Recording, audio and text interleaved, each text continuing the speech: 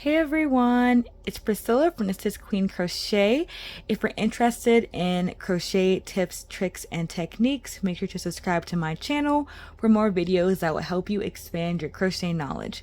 Today I will be showing you all how to change colors seamlessly at the end of your row. Alright, so as you can see, I'm doing a bunch of half double crochet and I'm about to do my last stitch, and I want this next row above this one to be blue. It's really pretty blue right here. Alright, so what I'm going to do is I'm going to work my next stitch until I have to pull the last string through the loops. Let me explain. So as you can see, I'm doing half double crochet. So I'm going to go ahead and start to half double crochet normally. Wrap the yarn around, put it through my next stitch, wrap it around, and pull it up once. So as you know, with half double crochet, you only have to wrap it around and pull it through one more time for it to be complete. So basically what I mean is before I have to pull through the last loops on my hook, that's when I want to change the color. For another example, let's say you're doing single crochet, you put it through, wrap it around, pull it up, and your last pull through will be this. So you want to stop before your last pull through of that stitch to change colors. Let's go back to half double crochet for the example. Alright, so I'm wrapping around, putting it through, wrapping around, pulling it up. So before my last pull through to finish that stitch on the last stitch of my row, I'm going to go ahead and grab my blue yarn.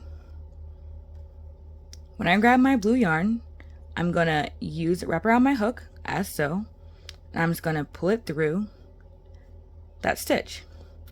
And that completes the last stitch in its full color, which is yellow, and the next stitch is going to start in the blue.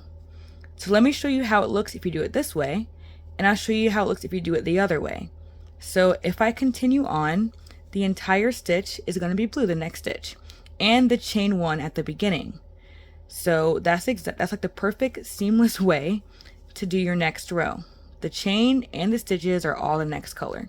But if you don't do that, for example, and let's say you go ahead and you finish your row with that color, and then you change, so let's say you turn your work, and then you change your color to blue, and you do the chain one or chain two, whatever you prefer for your stitch, and then you start doing the next row, that first chain is going to be yellow, and it's not going to be blue, and be a perfect seamless stripe for the next row.